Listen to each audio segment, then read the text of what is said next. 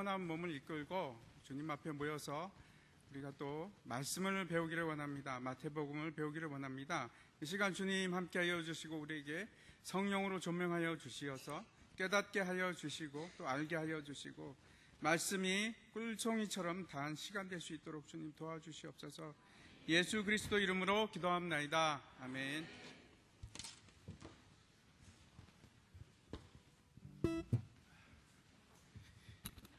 예, 여러분 반갑습니다. 예, 벌써 이제 네 번째 시간입니다. 이제 반 정도 지났는데 제가 한번 광고할 게 있어서 11월 2일에는 강의가 없습니다. 11월 2일에는 없고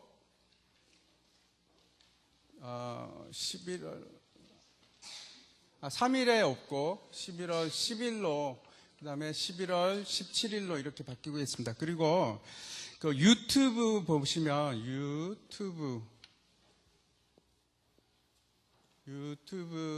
유튜브.com에 보면 마태복음 이렇게 치시면 됩니다. 그 검색해서 마태복음 김정민 목사 아니 이거 우리 계속 올라가고 있습니다. 수요 예배, 그 다음에 주일 예배 계속 올라가고 있거든요. 근데 조회수가 형편없이 낮습니다. 한 20회 정도. 주일 예배 이제 잘 나오면 20회 나오고 보통 한 10회 정도 나오는데 마태복음 김정민 목사 치면 이거 1강, 2강, 3강 올라가 있거든요. 그래서 재미있을 수도 있습니다. 제가 한번 어저께 밤에 봤는데 재밌더라고요. 그래서 지난 거 못 들으신 거 있으면 한번 들어보십시오. 찾아서 들어보시면. 아니면 소망처치.org 소망처치.org 우리 교회 홈페이지인데 여기 가서 주일 말씀이라고 있어요. 거기 들어가면 주일 설교로 들어가서 거기서 다시 기타 설교로 가면 다 있습니다. 다 있어서 보시면 됩니다. 아직 조회수 1위입니다. 저 혼자만 봤어요. 그래서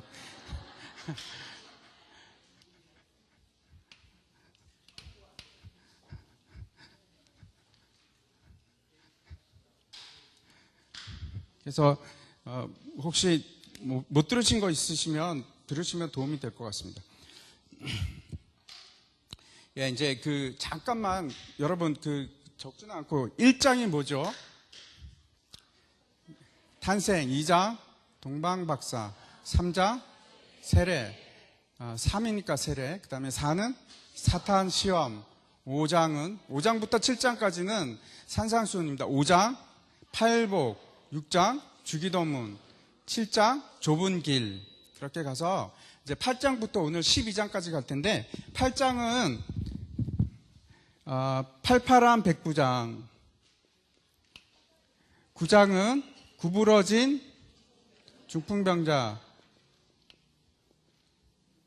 10장은 제자 파송 설교, 그 다음에 11장은 세례 요한의 질문, 12장은 안식일 미리사학 사건. 예, 오늘 여기까지 5장을 할 텐데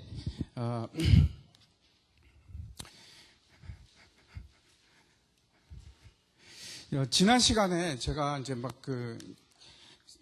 산상수훈이 굉장히 중요해요. 그래서 좀 하다가 많이 이제 지나쳤는데 잠깐만 이제 보시면 제일 앞에 보시면 4장 23절부터 99장 한번 보여주십시오. 4장 23절부터 그 다음 장 9장 35절이 인클루저 구조로 되어 있습니다. 그래서 4장 23절부터 시작해서 9장 35절 사이에 주제가 뭐냐면 천국입니다. 근데 여기만 주제가 천국이냐, 나중에 가서 또 천국 나오긴 하는데 이 사이에 천국에 대해서 말하는데 가운데 뭐가 들어있냐면 5장부터 7장까지 산상수훈이 들어있어요. 그 다음에 8장부터 9장까지는 10개의 기적 사건이 있거든요. 이적 사건이 있습니다. 그런데 이것은 뭐냐면 천국을 가르치심으로 천국을 선포하시는 거고요. 이것은 기적을 통해서 천국을 선포하시는 겁니다. 그래서 사실 이제 8장부터 9장 사이에 10개의 기적이 나옵니다. 외우기도 쉽죠? 10개가 나옵니다. 10개의 기적이 나오는데 그 10개의 기적이 사실은 우리가 생각하는 것보다 더 깊은 의미가 있는데 예수님이 누구인지를 말하려고 하는 것보다는 사실은 천국을 선포하기 위한 것들입니다. 이제 그렇게 되어 있는데 7장에서 제가 잠깐 7장이 여러분 이제 좁은 문 이제 비판으로 시작해서 그 다음에 기도 찾으라 구하라 찾으라 두드리라 그 말씀 나오시죠. 그 다음에 이제 두 개에 관한 거 좁은 길로 가라.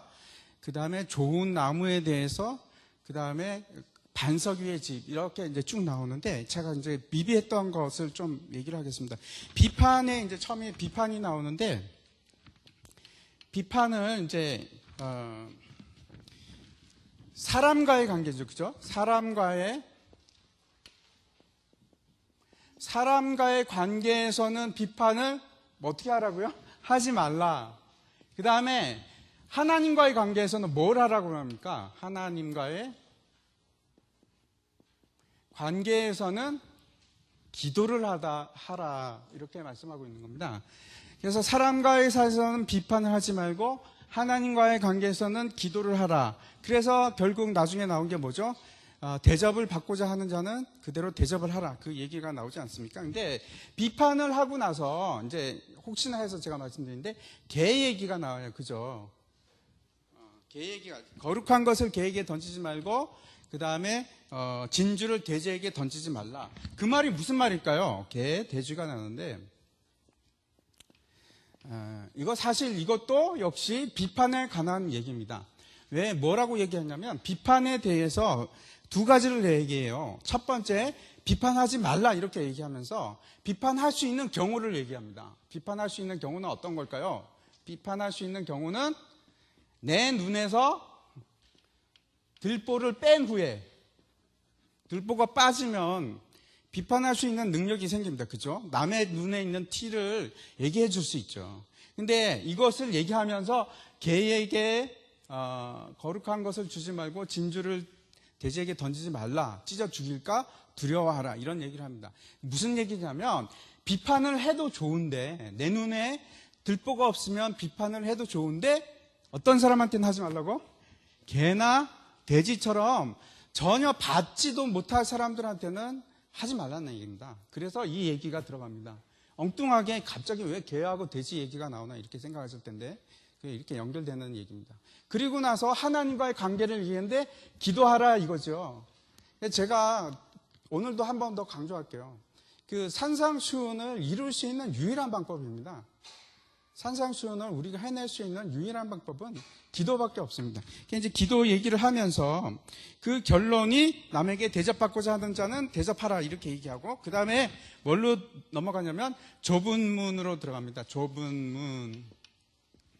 좁은 문이 있으니까 결국 넓은 문도 있겠죠. 그죠? 그런데 둘 중에 하나 택해야 된다는 겁니다. 택하는데 세상에 많은 사람들은 좁은 문으로 가는 것이 아니고 넓은 문으로 간다. 그 얘기를 지금 하고 있는 겁니다. 그래서 넓은 문입니다. 많은 사람들은 넓은 문으로 가는데 예수님께서 아주 단호하게 얘기하세요. 좁은 문으로 가지 않으면 안 된다. 좁은 문으로 가지 않으면 천국이 없다고 이제 얘기를 하는 겁니다. 대부분의 사람들이 여러분 우리가 이제 보통 이제 잘 모를 때는 많은 사람들이 택하는 길로 가지 않습니까? 그죠? 그게 제일 안전한 방법입니다. 사실 많은 사람들이 이제 손을 들 때도 답을 몰라도 그죠? 많은 사람들이 들 때 같이 들면은 부끄럽지도 않고 좋지 않습니까? 그런데 그렇지 않다는 거예요. 여기 이제 선택하는 문제에 있어서 많은 사람들은 이거를 택하지만 좁은 문으로 가라. 그 얘기를 하면서 이제 두 번째 무슨 얘기를 하면 좋은 열매하고 나쁜 열매하고 얘기합니다. 좋은 열매. 좋은 열매는 어떤 걸 얘기하냐면 올리브나 아니면 포도나무 같은 그런 나무를 얘기해. 한번 보여주십시오. 그 다음 거. 예, 그런데 이제 나쁜 열매는 무슨 나무를 열매를 얘기하냐면 소돔 사과라고 있습니다. 이 소돔 사과라는 것은 안에 되게 이제 보기는 거창하게 생겼습니다. 근데 안에 딱 쪼개지면 그 안에 들어있는 것이 씨밖에 없어요. 씨하고 날아다닐 수 있는 저 날개 같은 저런 거 하고 이제 가짜 열매 같이 생겼죠. 저거를 갖다가 나쁜 열매라고 합니다. 나쁜 열매. 속이 텅텅 빈 거죠. 저 얘기를 하면서 실제로 열매같이 보이나 안에 진짜 열매가 아닌 나쁜 열매가 있다. 이 얘기를 하는 겁니다. 너무나 중요한 말씀을 이 얘기를 하면서 예수님께서 거침없이 무슨 얘기를 하냐면 거짓 선지자에 대해서 얘기해요. 거짓 선지자. 거짓. 여러분 교회 지도자 중에서도 거짓 선지자가 지도자가 굉장히 많이 있습니다. 제가 얘기하는 것은 이단만을 얘기하는 것이 아니고요. 제 얘기가 아니고 성경 얘기예요. 양의 옷을 입은 이리들이 참 많이 있다. 이 얘기를 합니다. 말세가 되면 점점 심해지는데 제가 한번 말씀드린 적이 있는데 옛날에는 뭐 50대 50 진짜하고 가짜하고 이렇게 섞어서 얘기를 했으면 이게 점점 말세로 가면 갈수록 이 퍼센테이지가 높아지겠습니까? 낮아지겠습니까? 높아집니다. 나중에는 95%만 95%의 진실을 얘기하고 5%의 가짜를 얘기합니다. 그러면 여러분 분간할 수 있겠습니까? 그 분간하는 기준이 뭔지 아십니까? 산상수훈입니다. 5장부터 7장까지 말씀입니다. 그래서 이 산상수훈이 기준이 됩니다. 이게 분별을 하는데 정말 이 산상수훈이 여러분 정말 중요한 곳입니다. 뭐라고 하냐면요. 5%가 이거 95%가 좋은 말을 하더라도 진짜 말을 하더라도 5%의 치명적인 가짜 말이 들어올 수 있어요. 너무나 중요한 거예요. 왜냐하면 참 우리가 알고 있는 이런 사람들 너무나 많이 있습니다. 유명하다고 다 좋은 게 아니고 사람들이 인정해 준다고 다 좋은 것도 아닙니다. 이 사람이 여러분이 판단하실 때 산상수훈대로 지금 가르치고 있는가?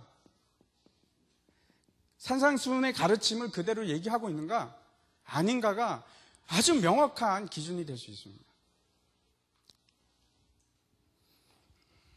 산상수훈에 여러분 무슨 내용이 들어있는지 아시죠?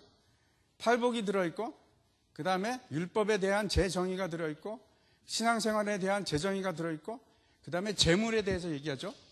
재물, 부주인, 그리고 무슨 말을 합니까? 먹을 거, 마실 거, 입을 거 염려해도 좋다, 안 해도 좋다. 염려하지 말라. 그리고 좁은 길로 들어가라. 이제 종교적으로 능력을 보이시는 분들이 참 많이 있습니다. 주의 이름으로 선지자 노릇하고 요즘 말로 하면 주의 이름으로 목사 노릇하고 그 다음에 귀신을 쫓고 많은 권능을 보인다고 할지라도 진짜인지 가짜인지 산상수훈을 놓고 여러분 잘 생각해 보시기 바랍니다. 뭐가 진짜냐면 그것을 통해서 제일 끝에 가면 하나님의 뜻대로 하는 자가 하나님의 뜻대로 행하는 자, 하나님의 뜻대로 행하는 자만이 진짜입니다. 하나님의 뜻대로 행하는 자만. 그러면 한번 생각해 보십시오. 뭐가 하나님의 뜻대로 행하는 겁니까?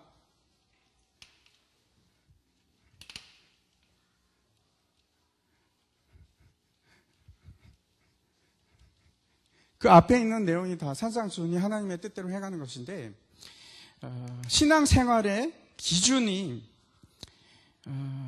이 율법을 지키는 자가 아니고, 그죠? 너희가 바리새인의 의보다 낫지 않으면 결코 너희는 천국에 들어갈 수 없다고 얘기하는데, 바리새인의 의가 무엇이냐 하면, 그죠? 율법이죠, 율법. 율법의 의로는, 자기 의로는 내가 의롭다고 생각하는 모든 것을 통해서는 절대 우리가 의로움을 입을 수가 없습니다. 누가 여러분을 의롭다 하더라도 상관이 없습니다. 하나님께서 인정해 주지 않습니다. 내가 하나님께서 나를 의롭다고 얘기하는 모든 것은 팔복에 다 있습니다. 심령이 가난하고 애통해하고 온유한 자가 되고, 그것이 하나님께서 의로 보시는 겁니다. 그것만이 의로 보십니다. 그래서 좁은 문으로 들어가시는 겁니다. 그게 좁은 문으로 들어갑니다.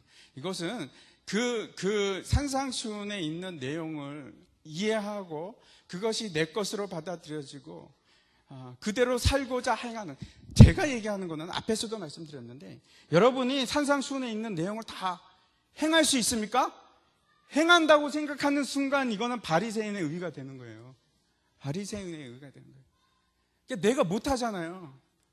그래서 또 기도의 자리로 나아가고, 그래서 또 슬퍼하고, 그러면서 가다 보면 나는 계속 죄인에 있죠, 그죠? 더 못한 죄인으로 가는데, 다른 사람들이 보면 나는 어떻게 보일까요?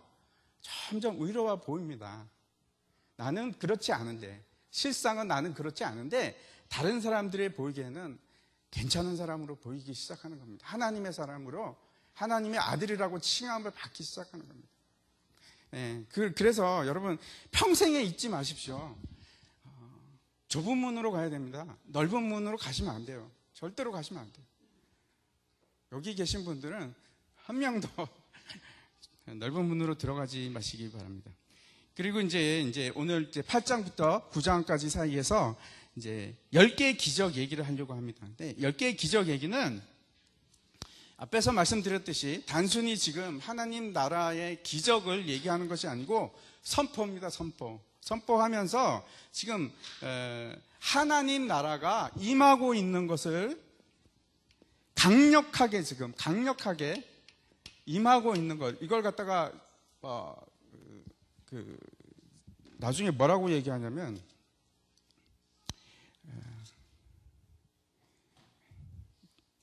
침노한다고 그러죠. 침노. 하나님 나라가 강력하게 지금 확대되고 있는 것을 보여주는 증거입니다. 이제 10개의 지금 우리 기적 이야기를 잠깐 살펴볼 텐데, 2강에서 여러분 기억하실지 모르겠는데 2강에서 예수님의 사역의 의미 5가지가 있습니다. 기억나십니까? 한번 적어볼게요. 첫 번째, 임마누엘. 두 번째, 베들레헴. 세 번째, 애굽. 네 번째, 라헬. 다섯 번째, 나사렛. 이것이 예수님의 사역입니다. 임마누엘은 무엇이죠? 우리와 함께 하신다. 근데 우리와 함께 하시는데, 그래서 우리가 형통하기를 지금 계속 형통해주고 있는 것이 아니고, 그죠? 옆에서 지금 목이 꼴딱꼴딱 넘어갈 때도 계속 옆에서 지켜 계시고 있으니까 걱정하지 마라. 내가 너 옆에 있다 하는 것이고, 베들레헴은 이거는 함께 하심, 그죠? 함께 하심. 저기 나오네요. 그 다음 베들레헴은 무엇을 뜻합니까? 지금 그 헤롯 왕에 있는 자리로 온 겁니다. 그래서 심판주로 왔다. 왕으로 오심을 갖다가 나타내고, 애굽으로 아들을 불렀다 하는 것은 우리가 호세아서를 통해서 알아봤죠. 사랑을 얘기합니다. 아들에 대한 사랑을 얘기하고, 라헬의 애곡은 무엇을 얘기합니까? 사망에서 승리함을 얘기를 하는 겁니다. 승리자입니다. 그리고 나사렛은 약하고 고난받고 조롱받음으로 말미암아 우리에게 죄사함을 주기 위해서 그 일을 하신 겁니다. 그 5가지인데 우리가 10개의 지금 기적 얘기를 하려고 합니다. 그죠? 10개의 기적. 그런데 물론 이게 중복되는 것도 있는데 이 10개가 고유한 의미가 부각되는 의미들이 있습니다. 그것을 한번 보려고 하는데 10개의 이제 기적들을 한번 보겠습니다. 10개인데 저기 한번 보십시오. 사실 이제 10개인데 첫 번째 치유, 두 번째 치유, 세 번째 치유 저게 이렇게 나오고 나서 그 뒤에 뭐가 나오냐면 요약 이야기가 나옵니다. 그리고 다시 시작해서 첫 번째, 두 번째, 세 번째가 나오고 다시 요약 얘기가 나오고 첫 번째, 두 번째, 세 번째 나오고 다시 요약 얘기가 나옵니다. 너무 아주 정리가 잘 이렇게 마태가 아주 기가 막히게 이렇게 배열을 했습니다. 근데 이제 우리가 잘 알고 있듯이 관리의 딸하고 혈루증 여인, 다른 복음서에서는 야이로의 딸이라고 나오죠. 야이로, 해당장 야이로의 딸이라고 나오는데 하여튼 관리의 딸과 혈루증 여인은 한꺼번에 나오죠. 한꺼번에 나오죠. 그런데 2가지 기적이긴 2가지 기적인데 한꺼번에 나옵니다. 그래서 한번 생각해 보겠습니다. 임마누엘이라는 것은 예수님의 사역에서 첫 번째 임마누엘이라는 것은 함께 한다 하는 거죠. 첫 번째 우리가 생각할 때 베드로 장모 이야기. 베드로 장모가 열병에 걸렸습니다. 열병에. 근데 그 앞에 아주 상징적인 단어가 나와요. 집에서. 다른 이적들은 집에서가 아니에요. 집에서가 아닌데 여기서 집에서. 왜냐하면 이 집이 가버나움에 있는 집인데 베드로의 집인 것으로 우리가 추정을 하는데 거기가 예수님의 사역 베이스였어요. 그래서 그것을 중심으로 해갖고 사역을 하는데 이 집에서 함께하는 베드로 장모가 열병에 걸렸습니다. 열병이 이제 말라리아인지 어떤 건지 잘 모르겠습니다. 근데 2가지로 생각할 수 있는데 하나는 열이 많이 나는 거 아니면 화병입니다. 화병. 어떤 건지 모르겠어요. 근데 이 병이 걸렸을 때 예수님께서 만져주십니다. 만져주시고 도움이 필요한 그 자리에 같이 계셔 주십니다. 이것이 임마누엘 사역을 대표하는 것 중에 하나입니다. 가족이잖아요. 지금 베드로 가족이에요. 계속 같이 있는 가족을 얘기하는 겁니다. 임마누엘. 그 다음에 또 하나가, 2번째가 갈릴리 바다 풍랑에 대해서 이제 나오는데, 이 사건에서 이제 기억나시죠? 어떻게 됐냐면 이제 13명이 배를 타고 갑니다. 13명이 이제 배를 타고 가는데 예수님은 고물에서 주무시죠. 베개 보고 주무시는데 막 난리가 납니다. 난리가 나도 예수님은 계속해서 주무시고 이 제자들이 너무너무 당황해갖고 어찌할 바를 모르다가 결국은 예수님을 깨웠더니 예수님께서 뭐라고 합니까? 믿음이 없는 자들아 이렇게 얘기합니다. 그런데 그 바다가 의미하는 바가 있어요. 바다가 의미하는 것은 항상 세상 또는 무리들 얘기하기도 하는데 혼돈을 얘기합니다. 혼돈, 걱정, 근심 이런 것을 얘기합니다. 임마누엘의 뜻이 그래요. 임마누엘이 항상 예수님께서 같이 있으면 모든 것이 다 평안한 것이 아니고 예수님과 같이 있어도 풍랑이 인다니까요. 풍랑이 입니다. 그렇지만 그럼에도 불구하고 예수님이 같이 있기 때문에 그 배는 안전한 겁니다. 그것이 임마누엘의 뜻이에요. 임마누엘의 뜻이에요. 그 나중에 이제 계시록에 가면은 유리바다가 나오는데, 그죠? 유리바다가 나옵니다. 왜 유리바다일까요? 유리처럼 잔잔한, 그러니까 풍랑이 전혀 없는 겁니다. 유리바다. 마치 유리가 깔려 있듯이 바다면 이렇게 뭐 파도가 치고 물결이 일고 하는 것이 아니고 유리같이 잔잔한 바다. 그 밑이 다 보이는, 전혀 걱정과 근심이 사라진, 혼란이 없는 그러한 바다를 유리바다라고 합니다. 이제 새 예루살렘에 그때 이제 만들어지는 유리바다가 우리가 알 수 있습니다. 두 번째 이제 예수님의 사역을 보면은 두 번째 예수님의 사역은 어떤 겁니까?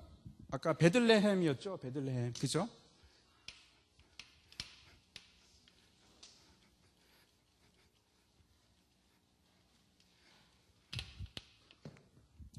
베들레헴은 심판주 왕으로 오신 그리고 왕으로 이 땅에 오신 예수 그리스도의 그 사역을 얘기합니다. 이제 가다라 지방에서 군대 귀신 들린 자를 군대 귀신. 근데 마가복음에서는 여기가 한 사람으로 나와요. 그리고 이제 가다라 지방이라고 하지 않고 거라사라고 나오는데 거라사 약간 떨어져 있는데 비슷한 지역입니다. 그런데 왜 거라사에서는 한 명이었는데 마태복음엔 두 명인가? 저도 잘 모릅니다. 아마 중요한 인물을 마가는 그 한 사람만 얘기했을 수도 있고 또 만났는지도 모르겠습니다. 무덤이 많이 큰 무덤이 있는데 무덤에 그 히브리 사람들의 무덤은 다 이제 굴입니다. 동굴입니다. 그래서 사람들이 거기서 많이 살았어요. 옛날에 이제 돈 없고 아무것도 가진 거 없는 사람들이 그 동굴에 가서 막 삽니다. 이 군대 귀신 들린 자들도 마찬가지예요. 이 동굴에 가서 살았습니다. 이 사람들뿐만 아니고 더 많은 사람들이 살았는지도 모르겠습니다. 하여튼 여기서는 두 명인데 걸어사 군대 귀신 들린 자들을 만나서 어떻게 합니까? 귀신들이 굴복합니다. 완전히 굴복하면서 하나님의 아들이여 왜 우리를 못 살게 구십니까? 왜 우리를 심판하시려고 그러십니까? 그렇게 하죠. 그래서 이제 쫓아내죠. 어디로 가면 좋겠습니까? 했더니 이제 돼지떼로 가도 되겠습니까? 해서 돼지떼로 갑니다. 그 얘기가 나오는데 왕으로 오셨기 때문에 그것을 이제 강력하게 보여주는 예로 이것이 10개의 기적 중에 들어간 겁니다. 그 다음에 이제 또 중풍병자가 있죠. 우리가 잘 알고 있는 이야기인데 중풍병자가 친구들 4명인지 3명인지 모르지만 4명으로 추측을 하죠. 그래서 침상을 들고 예수님이 몰려 있는 지붕을 뚫고 들어옵니다. 그래가지고 이제 고치는데 예수님께서 이 중풍병 걸린 사람한테 중풍병자에게 너 일어나라 이것을 지금 얘기하는 것이 아니고 첫 번째 얘기했던 것이 내 죄를 사하노라.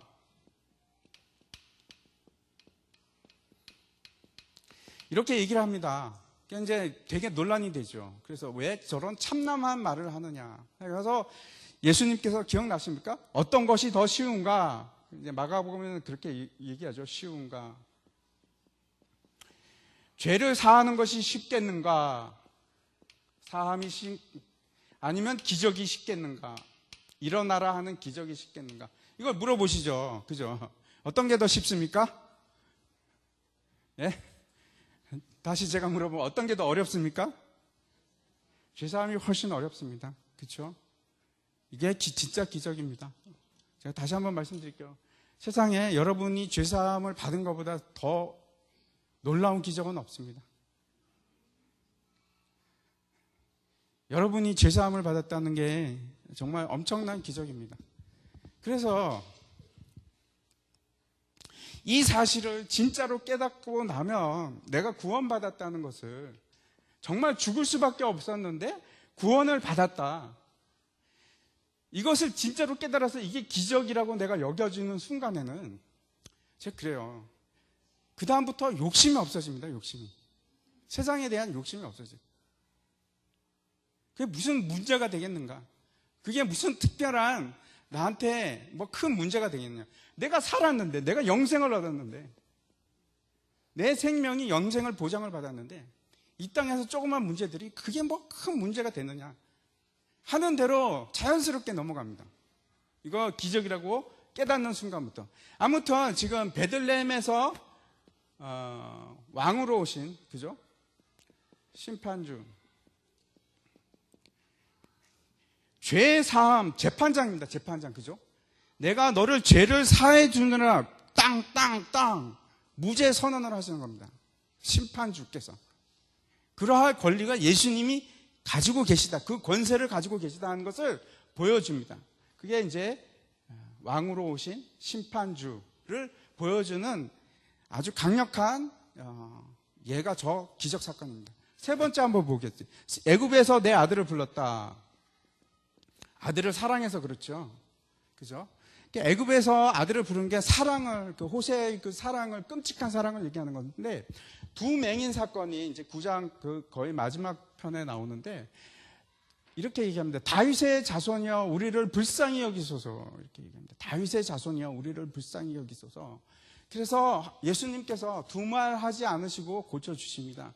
왜 그런가 하면 저 하나님의 백성이기 때문에 그렇습니다. 하나님의 백성, 즉 하나님의 자녀들이기 때문에. 이스라엘은 하나님의 자녀들입니다. 내 아들들, 내 아들을 애굽에서 불러냈다. 그 사랑이거든요.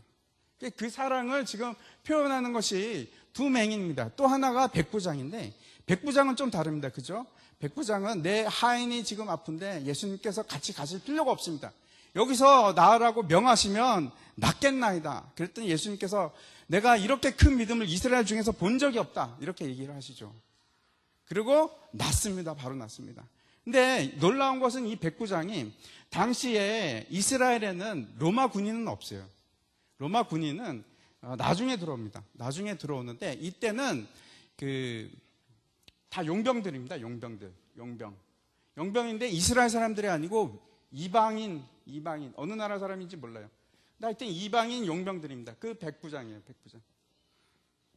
자기 휘하에 100명을 거느린 이제 부장이죠. 그래서 이 사람은 틀림없이 이방인인데 예수님께서 그 얘기를 하시면서 무슨 얘기까지 하시냐면 한번 성경을 보십시오. 성경을 보면 8장 11절입니다. 저기도 있나요? 아닌데 8장 11절을 보시기 바랍니다. 또 너희에게 이르노니 동서로부터 많은 사람이 이르러 아브라함과 이삭과 야곱과 함께 천국에 앉으려니와 그 나라의 본 자손은 바깥 어두운 데 쫓겨나 거기서 울며 이를 갈게 되리라. 이렇게 얘기합니다. 그래서 이 백부장의 믿음을 칭찬하면서 그것을 어디까지 가냐고요? 하나님의 백성됨을 인정하는 데까지 갑니다. 내 자녀라고 인정을 하는 거죠. 그래서 지금 두 예가 하나는 이스라엘의 내 잃어버린 양들, 내 자녀를 얘기하는 거죠. 돌이키라 하는 것이고, 그 다음에 저 백부장을 통해서 이방 자녀들을 얘기합니다. 그래서 두 가지 예를 지금 10개의 기적성에 들어간 겁니다. 네 번째죠. 네 번째는 이제 라헬의 애곡입니다. 라헬의 애곡에 왜 라헬이 애곡했는지 이제 이 얘기가 나오는데, 사실은 그거하고 상관없이 헤롯 대왕이 그 베들레헴 지역의 2살 미만의 아이들을 다 죽였기 때문에 이제 그때 언급했던 것인데, 제가 말씀드렸죠. 근데 사실 그쪽에 가보면 슬픈 거는 하나도 없고, 예레미야 31장인데 제가 말씀드렸죠. 모든 것이 다 기쁘고 즐겁고 그런 내용이에요. 31장 31절 제가 다시 한번 말씀드립니다. 3.1절 새 언약. 다시는 내가 너희의 죄를 기억하지 않겠다. 다시는 내가 너희 죄를 기억하지 않겠다. 그 내용이 나오는 것입니다. 그래서 지금 라헬은 죽음에서 사망의 권세를 이기신 예수 그리스도의 사역을 지금 대표하는 거거든요. 그러면서 지금 첫 번째 나오는 게 관리의 딸 야이로의 딸, 회당장이죠. 이 사람이 딸이 죽었는데 예수님께서 가서 이제 일어나라, 달리다꿈 그렇게 합니다. 그렇죠. 그래서 살아납니다. 사망의 권세를 이기심, 권세를 물리치고 승리하시는 것을 아주 확실하게 여기서 보여주십니다. 두 번째, 이제 이사야서 25장 8절에 그 구절이 있어요. 메시아가 하실 일 중에 하나가 사망을 영원히 멸하실 것이라. 주 여호와께서 모든 얼굴에서 눈물을 씻기시며 자기 백성의 수치를 온 천하에서 제하시리라. 여호와께서 이같이 말씀하셨느니라. 이것을 통해서 이제 메시아가 하는 사역 중에 하나가 사망을 이기는 승리를 말씀하십니다. 그리고 이제 또 한 가지 기적이 등장하는데 그것이 말 못하는 귀신 들린 자입니다. 그러면서 거기서 나오는 얘기가 뭐냐면 예수님을 보고 귀신의 왕 이런 얘기까지 나옵니다. 바알세불 얘기까지 나오죠. 근데 사탄이죠. 귀신의 왕은 바알세불이 결국 사탄인데 사탄은 완전히 승리를 하십니다. 그 창세기 3장 15절 그죠? 원시복음이라고 하는 데서 여자의 후손이 뱀의 머리를 탁 밟아버리잖아요. 승리하시잖아요. 사탄을 이깁니다. 사탄의 왕을 이깁니다. 사탄의 왕에 대해서 비교하면서 나오는데 그게 아니고 사탄의 왕은 그냥 밟히는 거, 무조건 밟히는 겁니다. 그것이 밟아버리는 겁니다. 그것이 예수 그리스도의 사역입니다. 마지막으로 나사렛은 뭐였죠? 죄사함. 그 다음에 넘겨주시기 바랍니다. 그 다음에 보면 나사렛은 그 죄사함에 대한 그 이야기인데 첫 번째가 나병 환자 얘기를 합니다. 나병 환자. 여러분 나병 환자는 성경에 나오는 나병은 어디에서 나오냐면 레위기에서 나오는데 레위기에서 아주 끔찍하게 길게 나옵니다. 끔찍하게 길게. 레위기 14장에 보면 그 문둥병자 나병 환자들에서 되게 나오는데 그 이제 나병 환자가 우리가 얘기하는 한센병일 수도 있고요. 피부병의 일종일 수도 있습니다. 그런데 그 팔레스타인 지역에 물이 좋지 않습니다. 물이 좋지 않아요. 그래서 위생 상태를 굉장히 유지하는 것이 굉장히 중요합니다. 굉장히 중요합니다. 철저하게 정결법에서 얘기를 하는데 그 나병 환자가 결국 얘기하는 것이 나병이 죄를 의미하는 겁니다. 그래서 나병 환자가 걸린 사람들이 어떻게 하죠? 길에 가면서 나는 부정하다 그러면서 다녀야 돼요. 왜냐하면 다른 사람들이 만지지 못하도록 하기 위해서. 죄가 오염되지 않게 하기 위해서, 오염을 막기 위해서 진에서 바깥으로 보내버립니다. 나병 환자는 진 중에 있을 수가 없어요. 진에서 나가게 합니다. 누룩을 제하듯이. 그래서 이 나병이 낫기 위해서는 엄청나게 여러 번 검사를 하고 또 하고. 무슨 얘기입니까? 죄가 이렇게 끈질깁니다. 죄가 이렇게 여러분 우리가 죄에 대해서 죽기까지 피 흘리기까지 싸워야 돼요.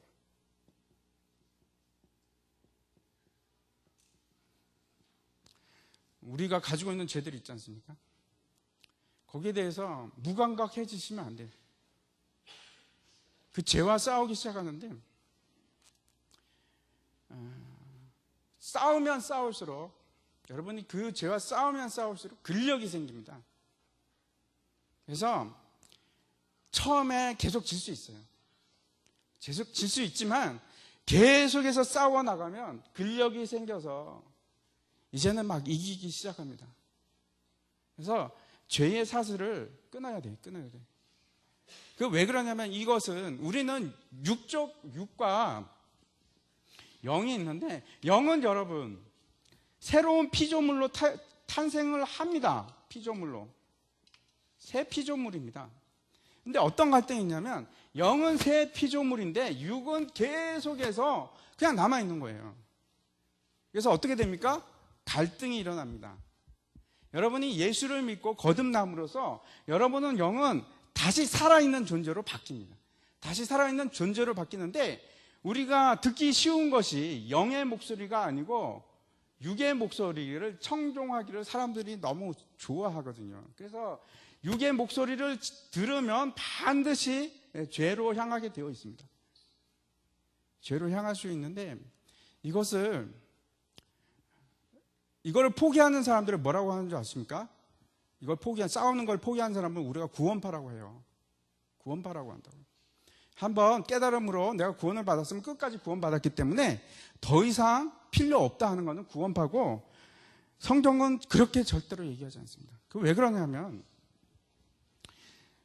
장로교는 우리는 하나님께서 우리가 어떻게 되어 있는지를 다 정했다, 미리 알고 계신다고 생각을 합니다. 하지만 하나님은 알지만 우리는 몰라요. 우리는 모른다니까요. 그래서 최선을 다해서 끝까지 싸워서 나가야 됩니다. 알면은 상관없겠죠. 내가 다 알면 상관이 없겠죠. 근데 모르기 때문에 그렇습니다. 이게 그 시편에 보면 하나님께서 그것을 비밀에 두셨다 이렇게 얘기하죠. 비밀에 두셨다. 우리의 앞날을 비밀에 두셨다 이렇게 얘기합니다. 그 제가 자주 쓰는 그건데 그 사도 바울이 이제 그 배를 타고 로마로 갈 때 호송을 당하죠. 그죠? 이제 죄수로 이제 배를 타고 로마로 갑니다. 그런데 광풍을 만나죠. 유로굴라 광풍을 만나서 난리가 납니다. 다 죽게 생겼습니다. 그래서 막 선장이 막 난리가 나죠. 막 어떻게 해야 할지를 몰라고 막 하는데 바울은 이때 계시를 받습니다. 무슨 계시를 받냐면 아무도 죽지 않을 것이다.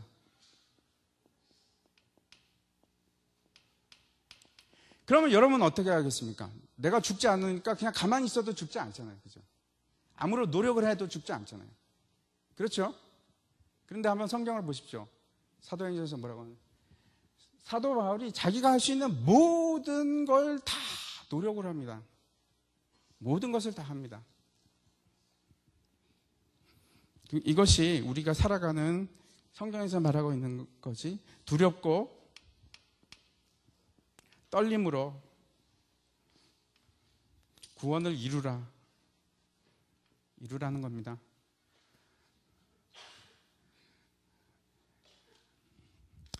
네.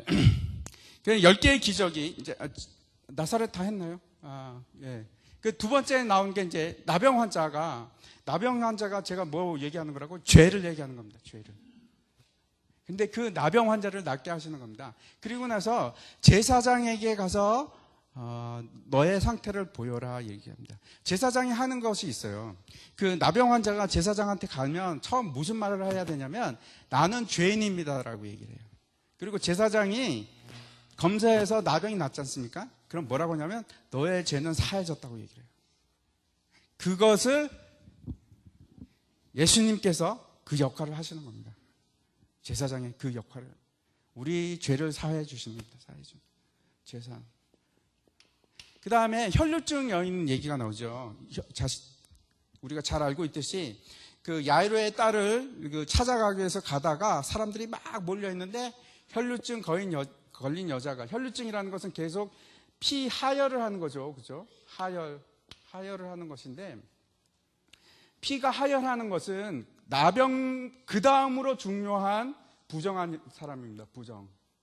몸에서 어떤 피가 나거나 유출을 한다는 것은 부정한 뜻인데 그러면은 그 사람은 손을 대는 모든 것이 나병 환자도 마찬가지고 손을 대는 모든 것이 어떻게 됩니까? 부정해집니다.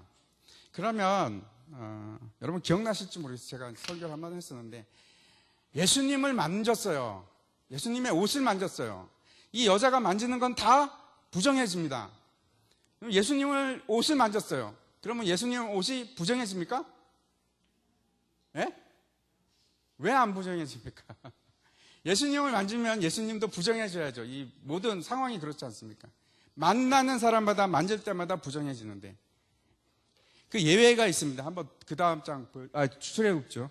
너는 이래 동안 제단을 위하여 속죄하여 거룩하게 하라. 그리하면 지극히 거룩한 제단이 되리니 제단에 접촉하는 모든 것이 거룩하리라. 이것이 예외입니다. 부정한 사람이 만지는 것은 다 부정해지는데 그렇지 않은 게 하나 있어요. 제단입니다. 제단. 피 흘림이 있는 제단. 피 흘림이 얘기하는 것이 예수 그리스도의 속죄 피잖아요. 그래서 예수님께서 속죄 피를 통해서 우리를 부정해서 거룩으로 바꿔주십니다. 거룩함으로. 그것이 죄사함. 나사렛의 의미입니다. 나사렛의 의미. 그래서 참 신기하죠. 10개의 기적이 있는데 10개의 기적이 2개 이렇게 대표적으로 딱 맞아떨어져요. 참 어떻게 이렇게 시스테매틱하게 글을 썼는지 잘 모르겠습니다. 하여튼 이렇게 알아보면 이렇게 재미있습니다. 그래서 8장부터 9장까지의 그 내용을 우리가 봤습니다. 이제 10장으로 가겠습니다. 10장.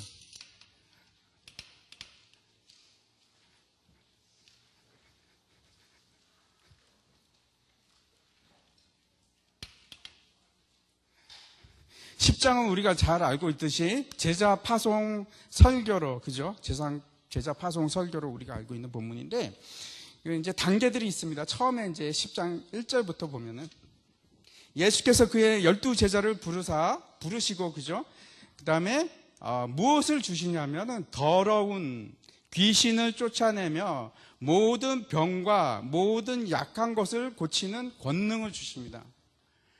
권능을 1번 제자들을 부르시고 권능 수여를 하십니다.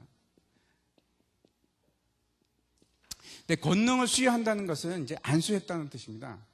안수를 받고 권능을 받음으로 이제 제자들이 파송하는데 파송이 되는데 이제 12제자 명단이 나옵니다. 이름들이 쭉 나오고요. 12제자 이름들이 나오고 세 번째 파송의 대상이 나옵니다. 파송의 대상. 명단이 나오고 대상이 누굴까요?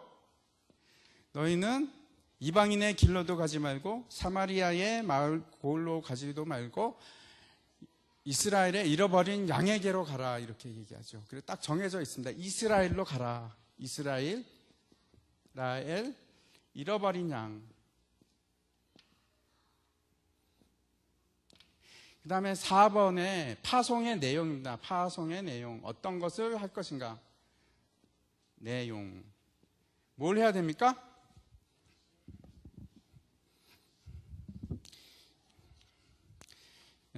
첫 번째 선포를 해야 됩니다. 무슨 선포를 합니까?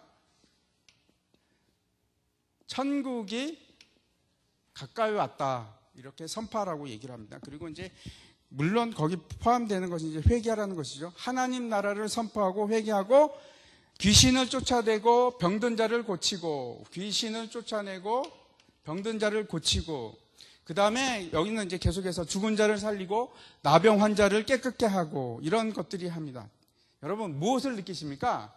어떤 게 나왔죠? 앞에서 1부터 10까지 기적, 그죠?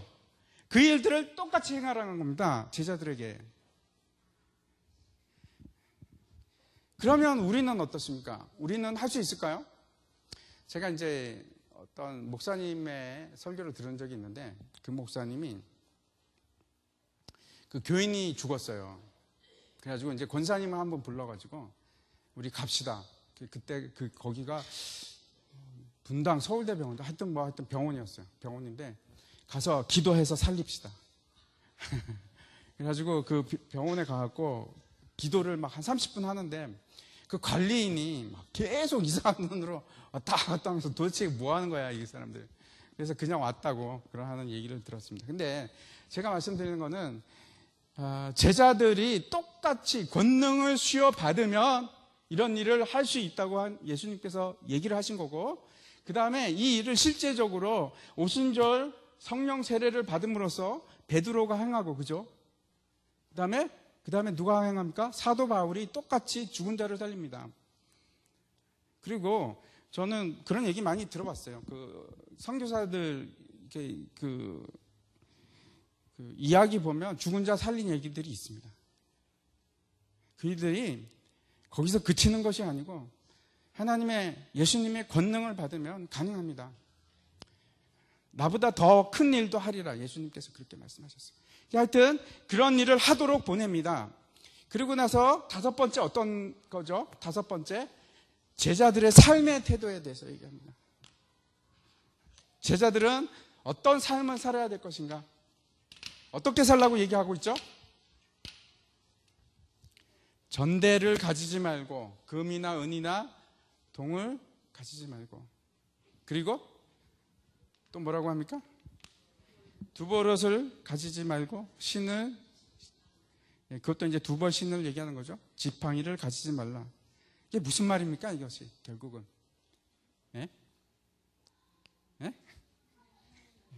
하나님만 의지하라는 거죠. 다른 뜻이 아닙니다. 무엇을 먹을까, 무엇을 입을까, 무엇을 마실까 염려하지 말라는 겁니다. 우리가 제자가 된다는 것은 우리가 그리스도의 제자가 된다는 것은 정말로 염려가 없는 사람이 돼야 돼요. 염려하지 않아. 왜? 하나님께서 임마누엘이시기 때문에, 하나님께서 나와 함께 계시기 때문에 염려를 하지 말아야 됩니다. 이건 명령이에요. 해도 되고 안 해도 되고 그런 것이 아니고 하나님께서 하지 말라고 얘기하십니다. 그리고 뭐라고 하십니까? 두 주인을 섬겨도 된다? 안 된다고 해요. 이게 왜냐하면 여러분, 이게 산상수훈에서 재물을 제일 먼저 얘기한 이유가 있습니다. 이게 핵심이에요. 이게 해결되면 많은 것이 해결됩니다. 정말로 많은 것들이 해결됩니다. 두려우시죠? 그죠? 모든 것을 다 내려놓는다는 것이 얼마나 두렵겠습니까? 근데 내려놓으면 그때부터 기적이 일어나요. 기적이. 여러분, 안 내려놓으니까 기적이 안 일어나는 거예요. 내가 꽉 움켜쥐고 이거 놓으면 나 죽을 것 같으니까, 내가 두 벌 옷이 없으면 겨울에는 어떡해? 여름에 또 옷도 갈아입어야 되는데, 그렇죠? 그래서 꼭 잡고 있잖아요. 장로 쫙 열어보면 한 30벌 되잖아요. 제자는 거 다 버리고 한 벌만 남기라는 거잖아요. 뭐 이것이 제가 이제 그 우스갯소리로 한 거고, 우리 마음이 그렇습니다. 우리가 정말 누구를 의지할 것인가? 하나님께서 나한테 만나를 주신다고 여러분이 작정하고 살면 정말로 주세요. 못 믿으니까 안 주시는 거예요. 못 믿으니까 안 주시는 거라고. 10개의 기적 있지 않습니까? 앞에서 10개의 기적. 거기서 예수님께서 7개가 내 믿음으로라고 얘기해요. 내 믿음으로. 믿음으로 얘기했어요. 그 이제 예를 들어 거라사 귀신하고 대적하는데 귀신 보고 내 믿음으로 이러지는 않았어요. 그런 거 빼고 나머지는 다 믿음으로 얘기하시더라고요. 믿음으로 산다는 것은, 여러분, 믿음이라는 것은 계산을 하지 않는 겁니다. 계산. 내가 이거 따지고 저거 따지고 해서 하는 것은 믿음이 아니고요. 손익분기점을 생각하지 않는 것이 믿음입니다. 손익분기점 따지지 않는 것이.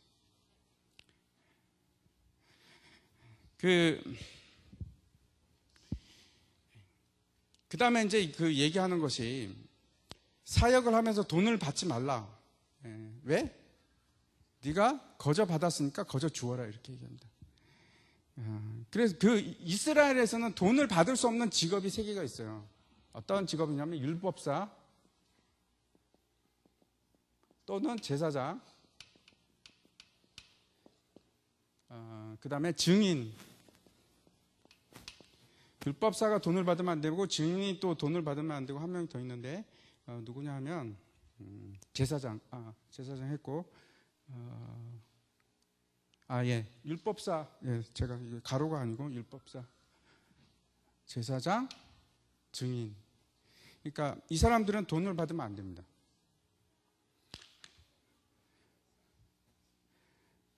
율법사는 뭐죠? 이제 성경 해석하는 사람이죠, 그죠? 그 다음에 제사장, 그죠? 하나님과 사람 사이에 다리 역할을 하는, 화해하는 사람, 화평케 하는 사람, 그죠? 증인, 예수 그리스도의 증인.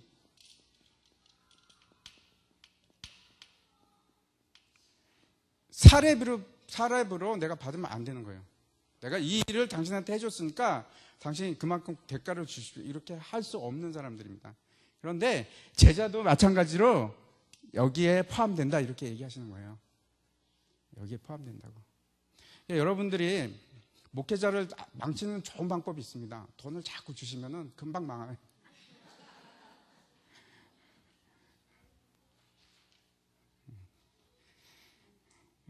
그리고 나서, 그런데도 이제, 그러면 이 사람들 어떻게 살아갑니까?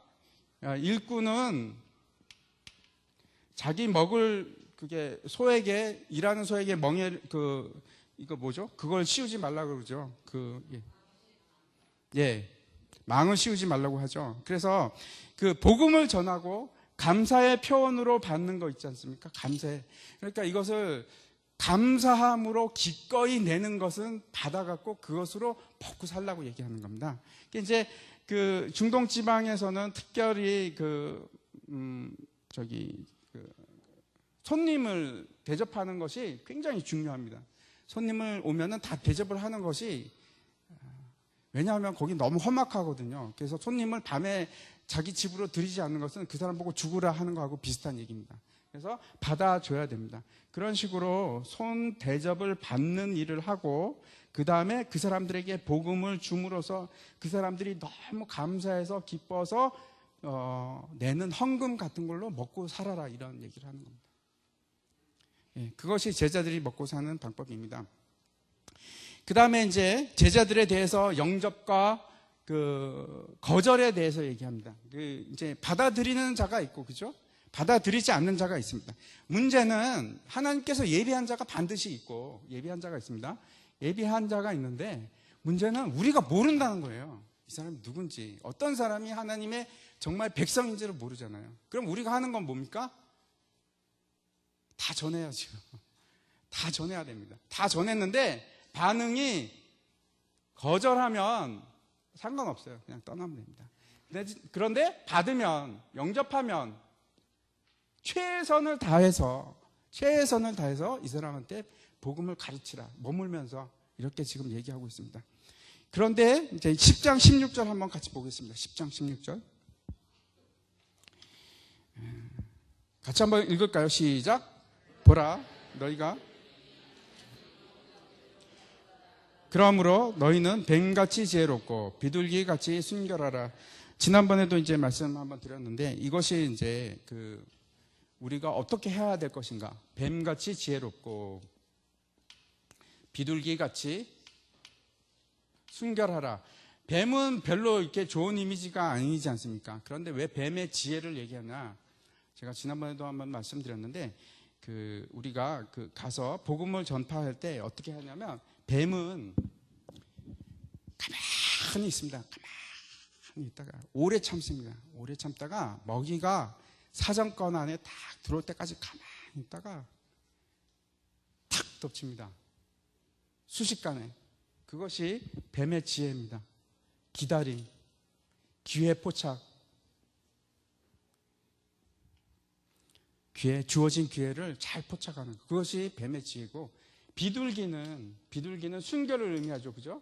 순결을 의미하는데, 눈을 다른 데 돌리지 않는 것을 얘기합니다. 그래서 비둘기가 얘기하는 것은 내가 예수님만 바라보는 겁니다. 그것이 순결이에요, 여러분. 다른 것이 순결이 아니고, 내가 삶을 살아갈 때 오로지 내가 주님만 보고 살아가겠다 하는 것이 순결입니다. 순결. 그 덕목을 요구하세요. 복음을 전하는 자의 덕목, 그 두 가지를 요구하십니다. 자, 그리고 나서 이제 7번으로 가서, 그것으로 끝나는 게 아니죠. 이제 뭐라고 얘기하시냐면 핍박에 대해서 얘기를 하십니다. 핍박이 없으면 얼마나 좋겠습니까만 핍박이 있습니다. 한번 저기 24절부터 25절까지 한번 같이 읽어볼까요? 시작. 제자가 그 선생보다 또는 종이 그 상전보다 높지 못하나니, 제자가 그 선생 같고 종이 그 상전 같으면 조카도다. 집 주인을 바알세불이라 하였거든 하물며 그 집 사람들이라. 무슨 말인지 이해 가십니까? 제자가 그 선생보다, 종이 그 상전보다 높지 못하죠. 그게 무슨 말이냐면, 우리 선생이 누굽니까? 예수님. 그 제자가 우리. 예수님이 핍박을 당했죠. 사람들이 싫어하죠. 그래서 십자가에 가셨죠. 예수님은 이렇게 핍박하는데, 그 스승을 그렇게 핍박하는데, 그 제자된 너희들은 이 일을 안 당할 것 같으냐? 이렇게 얘기하는 겁니다. 그래서 무슨 말입니까, 저게? 너희도 똑같이 핍박도 당하고 싫어함도 당하고 십자가가 있을 거다. 이 얘기를 하시는 거고, 그 다음에 집주인을 바알세불이라 불렀다. 예수님을 바알세불이라고, 귀신이라고 했어요. 바알세불. 저 귀신 같은 것, 이렇게 얘기했다고요. 예수님 보고. 그러니 너희들은 귀신, 너희들도 똑같이 그런 귀신 취급을 당하고 사람들이 싫어할 거다. 그 얘기를 하시는 겁니다. 그래서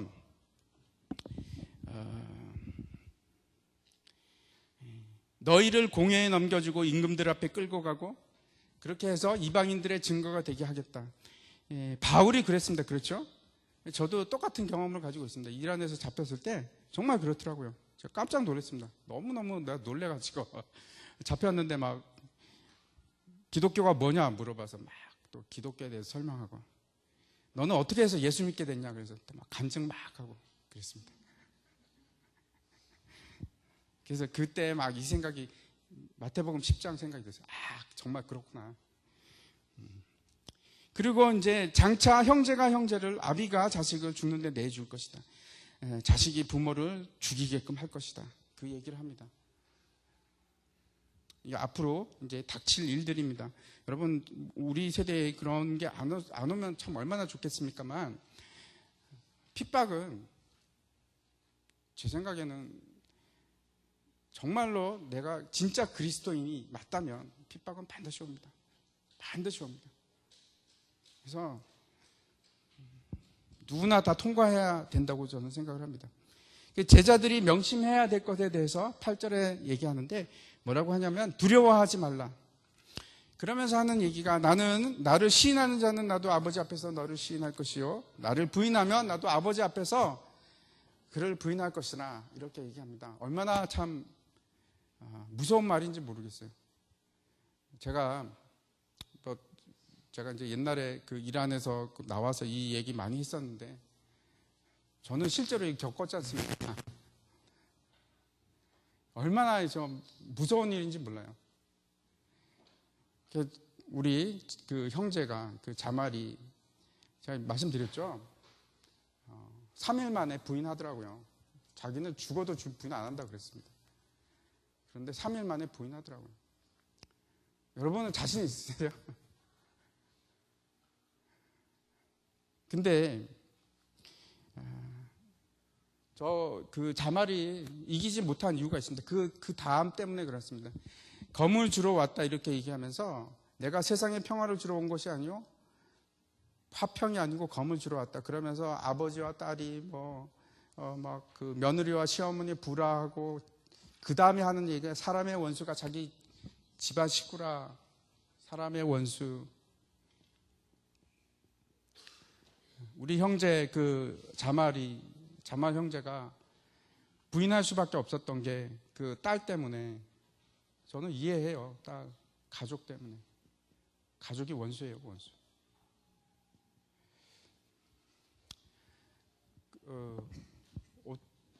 아마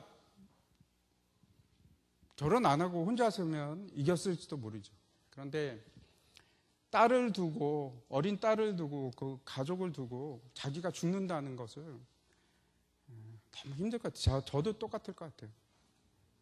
진짜 저보고 너 죽어라 그러면 제일 걱정되는 게 딸들 아니겠습니까? 제 딸들 아니겠습니까? 쟤네들 어떻게 키워놓고 죽더라도 죽지 뭐 이런 생각이 안 들 수가 없을 것 같아요. 자말이 3일 만에 얘네들 때문에 부인하더라고요. 예수님 부인하더라고요.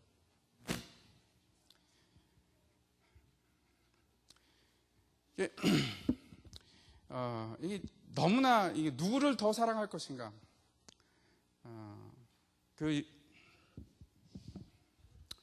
이삭이 그 아브라함이 모리아산에서 이삭을 바치잖아요. 저는 너무나 대단하다고 생각해요. 너무나 대단하다고. 하나님을 더 사랑한 겁니다.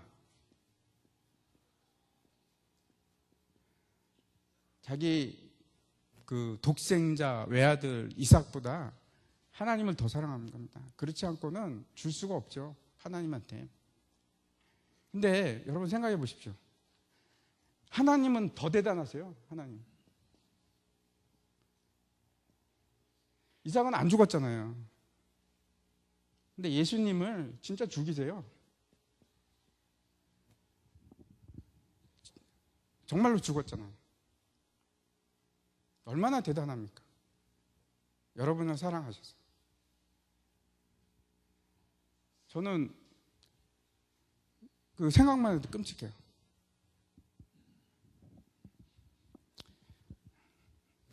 누구를 더 사랑할 것인가? 여러분이 정말 누구를 더 사랑하십니까?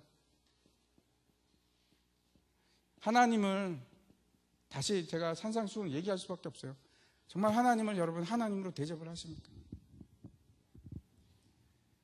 하나님으로 대접하고 정말 하나님을 내 주님으로 모시고 살아가는지. 그게 답니다. 신앙생활이 그게 답니다. 내가 하나님만 바라보고 하나님이 내 주인 대신, 그게 제자도고, 그것이 결국 좁은 길로 가는 것이고, 내 아들보다도 더 하나님을 사랑한다? 아브라함처럼 이삭보다 하나님을 더 사랑한다? 참 말만 쉬운 거지 진짜 쉽지 않은 일이죠. 여러분, 어떻게 이것을 해결한다고요? 제가 한번 다시 말씀드릴게요. 기도로. 어떻게 죄를 이겨나갑니까? 기도로. 기도 안 하고 어떻게 이길 수 있을까요? 저는 불가능하다고 생각합니다. 저도 매일매일 싸우는 것들이 있어요. 저도 매일같이 욕심이 나요. 저는 이제 목사지 않습니까? 그러면 교회 크기도 욕심이 나고요. 성도 숫자도 저도 욕심 납니다. 매일매일 기도하지 않으면 못 이겨요. 어떻게 이겨요?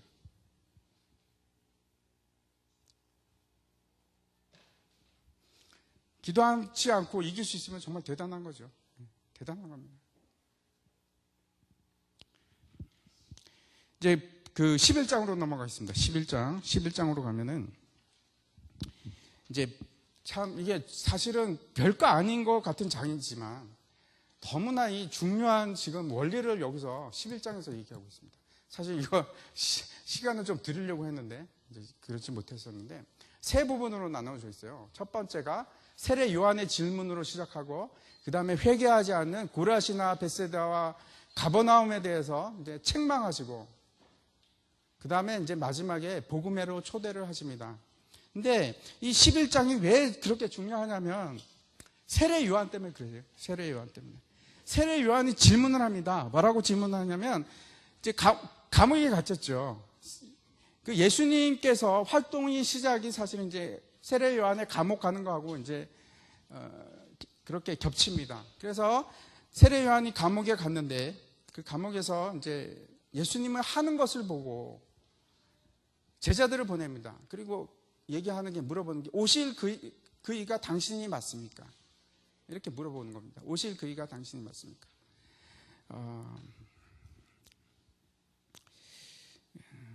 기대를 했는데 이런 거죠. 이상한 겁니다. 과연 내가 다른 일을 기다려오리까? 오실 그이가 당신이 맞습니까? 아니면 내가 다른 사람을 또 기다려야 합니까? 지금 참 그 딜레마입니다. 이게 참 그 신학적인 문제 중에서 어려운 문제 중에 하나입니다. 세례 요한이 요한복음에 보면, 지난주 우리 목사님도 이제 그 언급하셨는데, 보라 세상 죄를 지고 가는 하나님의 어린 양이로다, 이렇게 얘기하잖아요. 그러니까 예수님의 사역에 대해서 정확하게 알고 있었어요. 그리고 나의 뒤에 오실 이가 물과 불로 세례를 줄 거다부터 시작해갖고 많은 것들을 알고 있었음에도 불구하고 지금 다시 갸우뚱하는 겁니다. 오실 이가 당신이니까. 여기에 대해서 이제 여러 가지 해석들이 있는데, 왜 그러냐면, 세례 요한이 왜 그런 질문을 하게 됐냐면, 자기가 기대했던 것이 있는데 그 기대했던 행동이 예수님이 하지 않고 있다는 겁니다. 자기가 생각했던 것은 어떤 것이냐면 사람들을 세를 규합하고, 그렇죠?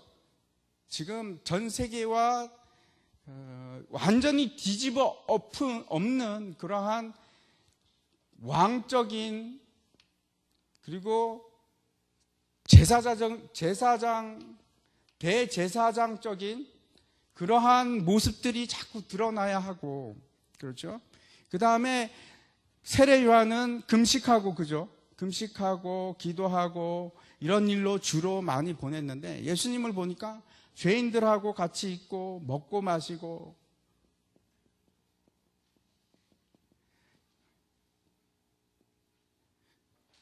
의문이 들기 시작합니다. 야, 이래도 되는 건가? 그래서 이제 묻는 겁니다. 당신이 오실 그이가 정말 맞습니까?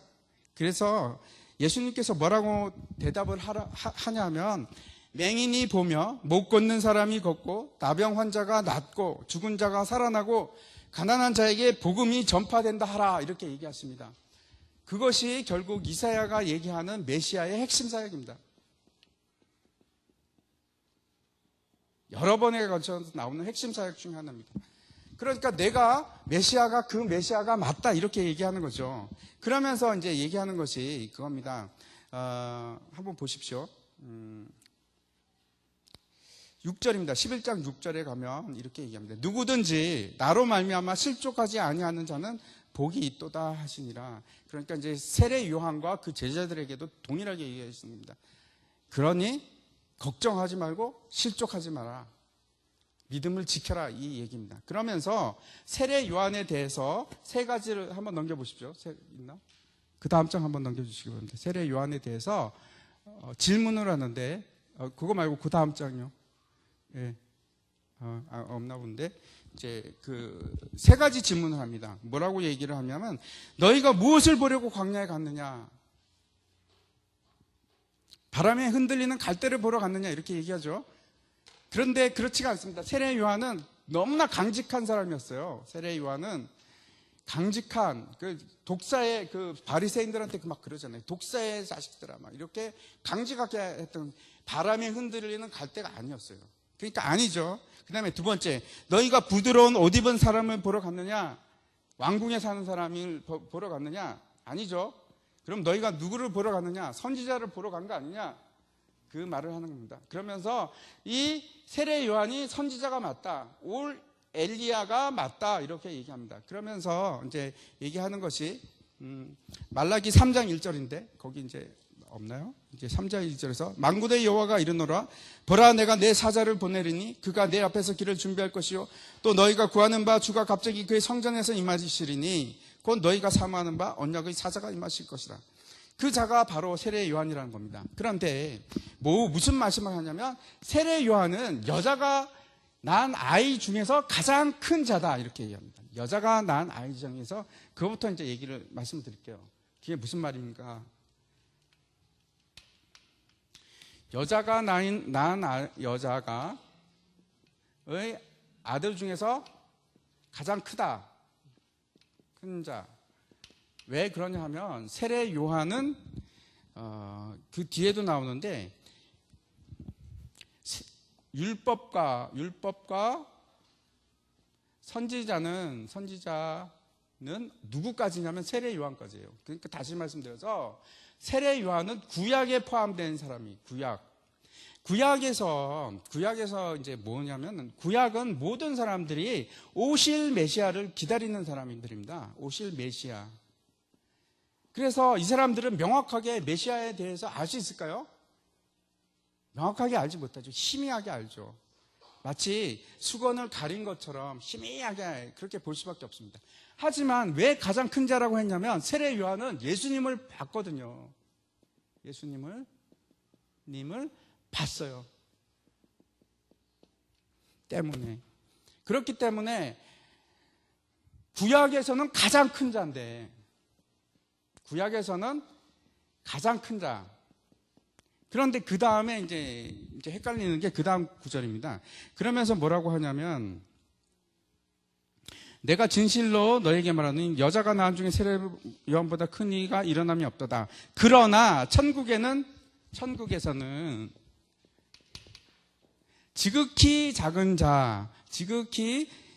극히 작은 자라도 그보다 크니라. 세례 요한보다 크다는 겁니다. 극히 작은 자. 이것은 뭘 얘기하냐면, 극히 작은 자라는 것은 소자를 얘기합니다. 소자. 소자, 그죠? 소자를 얘기하는데, 소자는 어린아이와 같은 사람을 말합니다. 여러분, 제가 이제 마가복음 계속해서 여러분 아시겠죠? 이 어린아이가 무엇을 얘기하는지. 어린아이는 율법 아래에 있는 아이가 아니고 은혜의 법 아래에 있는 사람을 말합니다. 은혜의 법. 은혜만 갈구하는 사람. 어린아이는 율법과 같이 힘 있는 사람이 아니고 은혜밖에 알지 못하는 사람을 어린아이라고 합니다. 은혜가 없으면 안 되는 사람. 그러니까 신약의 성도들을 얘기합니다. 신약의 성도. 천국 가는 하나님의 백성. 다시 말씀드려서 팔복에 나오는 심령이 가난한 자는 복이 있나니부터 시작해갖고 만약에 의를 위하여 핍박을 당하는 자는 복이 있나니 천국이 저의 것이며, 그 사람들을 얘기하는데 그 사람들한테는 무조건 작다. 그러니까 세례 요한이 여기 있으면 구약의 모든 자보다 크고 신약의 모든 자보다 보다 작다. 왜요? 명확하게 십자가 사건까지 다 보지를 못하잖아요. 우리는 다 본 사람들입니다. 성령을 통해서. 그래서 은혜가 뭔지도 알고 있고 예수님께서 왜 왔는지도 알게 됐고, 우리는 지금 이제 다 해석이 되잖아요. 뭐 모르는 것도 많이 있지만 구약의 그 많은 이해할 수 없는 의식과 법과 이런 것들이 무슨 뜻인지도 알고, 은혜가 무엇인지도 알고, 어떻게 해야지 그 율법을 지키는지도 알잖아요. 그래서 요한은 아직도 율법에 속한 사람입니다. 율법에 속한 사람. 그래서 요한이 요구했던 것이 예수님의 행동입니다. 어떤 거냐면 율법 아래에 있는 자같이 행동을 하라. 율법 아래에 있는 자같이. 예수님은 왜 율법 아래에 있는 자같이 행동을 안 하십니까? 금식을 왜 안 하십니까? 왜 울지는 않습니까? 왜요? 이스라엘이 지금 죄 가운데 죽어가고 있거든요. 세례 요한이 그것을 봤어요. 그런데 예수님은 왜 통곡하지 않으십니까? 왜 애곡을 해도 가슴을 치지 않습니까? 그 얘기를 하는 겁니다. 그런데 예수님 자체가 이제 새 시대가 시작되고 은혜의 법으로 바뀌었기 때문에, 그래서 예수님의 시대에서는 이제는 십자가를 통과만 하면 그러면 잔치로 가는 거예요. 잔치. 천국 잔치. 누리는 천국 잔치로 가는 사람들이거든요. 그래서 예수님께서 그것을 죄인들과 함께 잔치를 하잖아요. 그죠? 천국의 모습을 보여주는 겁니다. 예수님들이 계속해서 죄인들과 함께 잔치를 하지 않습니까? 천국에 갈 수 있는 사람은 죄인밖에 없어요. 의인은 못 갑니다. 역으로 말씀드려서. 다시 말씀드려서 자기가 죄인이라고 고백하는 사람만 갈 수 있고, 자기가 의인이라고 생각하는 사람은 못 들어가는 곳이 천국입니다. 그래서 예수님께서 죄인들과 함께 잔치를 하잖아요. 그래서 천국은 침노하는 자들의 것이다.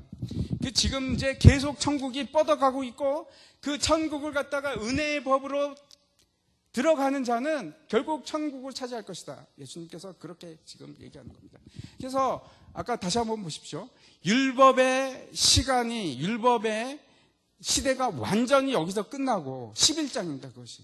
율법의 시대가 완전히 끝나고, 그리고 은혜의 시대가 이제 도래한 겁니다.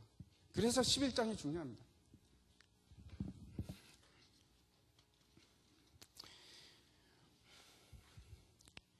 자, 그 다음에 이제 나오는 것이 회개하지 않는 도시들이 쭉 나오고, 그 다음에 이제 짐진 자들아 내게로 오라 이렇게 얘기합니다.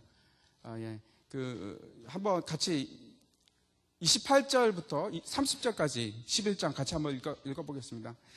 수고하고 무거운 짐진 자들아 다 내게로 오라. 내가 너희를 쉬게 하리라. 나는 마음이 온유하고 겸손하니 나의 멍에를 메고 내게 배우라. 그리하면 너희의 마음이 쉼을 얻으리니 이는 내 멍에는 쉽고 내 짐은 가벼움이라. 수고하고 무거운 짐진 자들은 율법 아래에 있는 자들입니다.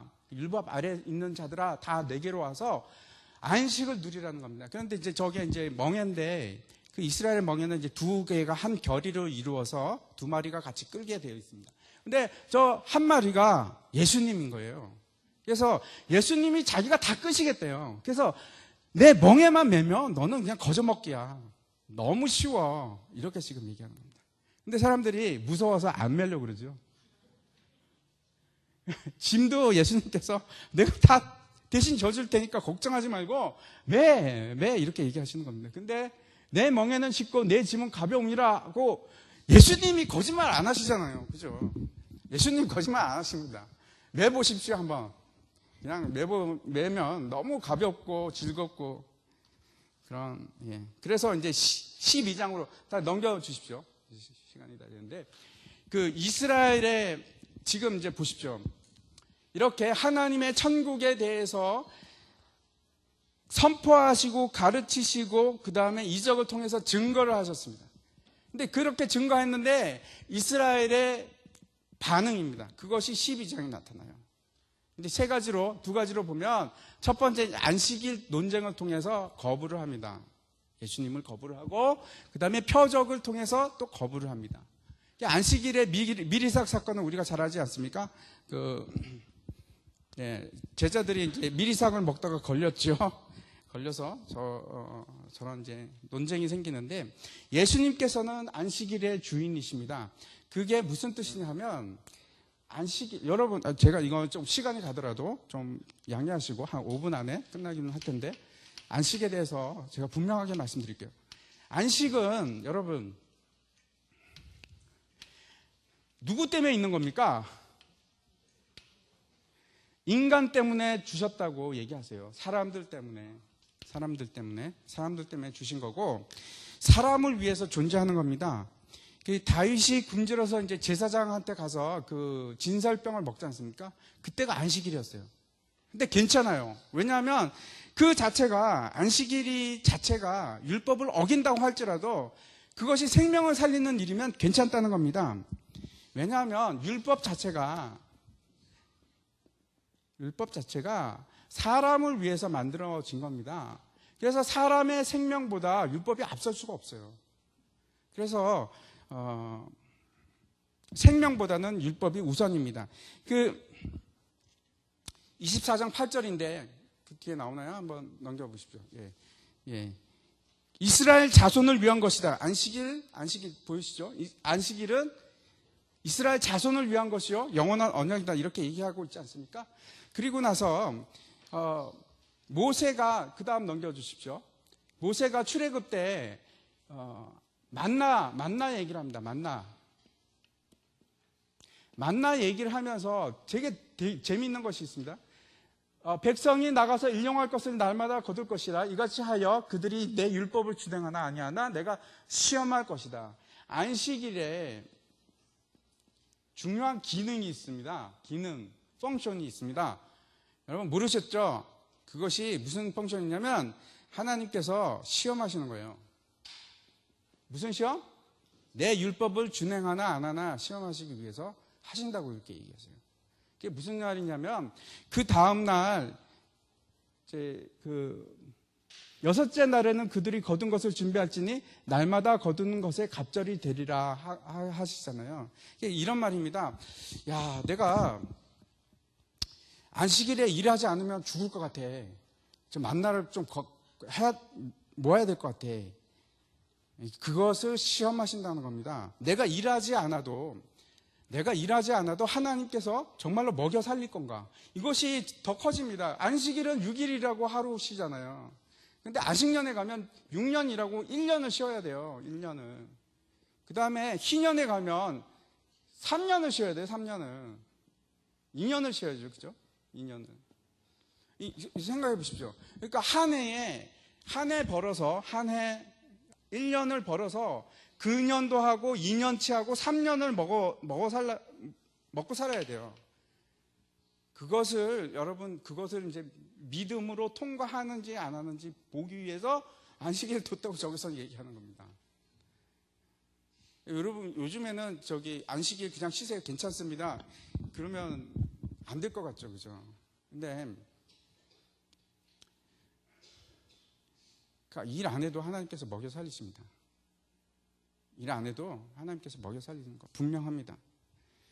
그 손마른 자도 마찬가지고 이제 바알세불 논쟁을 합니다. 바알세불 논쟁을 하고 이제 2분 남았는데 성령 회방죄에 대해서만 제가 간단하게 말씀드리고 이제 마지막으로 끝나겠습니다. 그 바알세불 논쟁을 하면서 성령 회방죄 얘기를 하는데, 성령 회방죄가 성경 여러 군데에서 나옵니다. 여러 군데에서 나오는데 공통점을 3개를 제가 말씀드릴게요. 하나는 예수를 믿었던 사람, 성령이 무엇인지 체험한 사람, 즉 성령의 조명을 받은 자입니다. 첫 번째, 성령의 조명을 받은 자. 제가 왜 이것을 중요하게 말씀드리려고 하냐면요, 시중에 책들이 많이 나와 있는데 제가 보기엔 그러세요. 제가 보기에는 성령 회방죄에 대해서 다 틀리게 얘기해요. 하나도 제가 맞게 얘기하는 걸 본 적이 없어요. 다 이상하게 얘기해요. 그래서 여러분이 똑바로 아시기를 바라는 마음에서 말씀드립니다. 첫 번째 조건이 성령의 조명을 받은 자가 성령 회방죄를 짓습니다.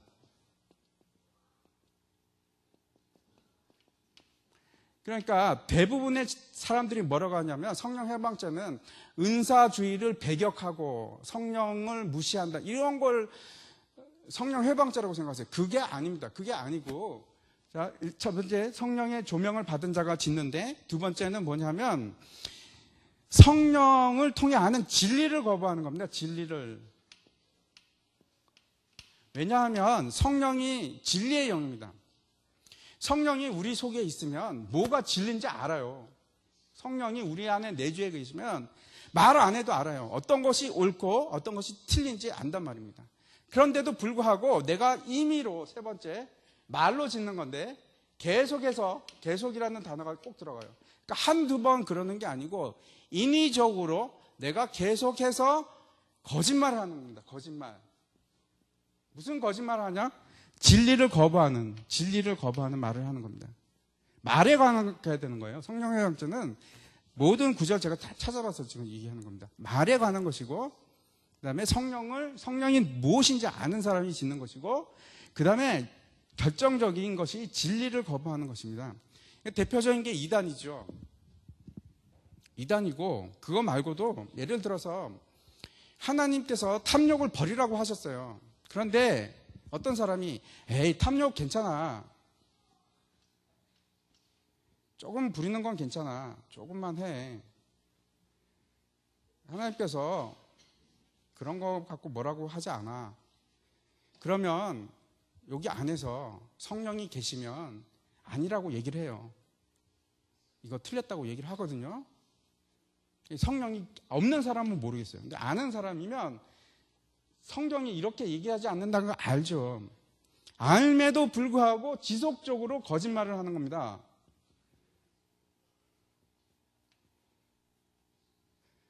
그것이 성령 회방죄예요. 무서운 죄입니다. 왜냐하면 성령 회방죄를 하면은 다시 사함이 없어요. 다시 사함이 없어요. 진리를 거부하는 죄입니다. 한마디로 얘기해서 진리를 거부하는 죄입니다. 알면서도 진리를 거부하는 죄. 예. 그리고 이제 요나와 예수에 대해서 이제 쭉 나오는데, 결국 마지막 절을 보겠습니다. 12장 마지막 절만 보고 우리 한번 같이 읽고 마치도록 하겠습니다.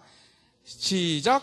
누구든지 하늘에 계신 내 아버지의 뜻대로 하는 자가 내 형제요 자매요 어머니라 하시더라. 아멘. 네, 기도하겠습니다. 하나님 아버지, 오늘도 주님께서 우리를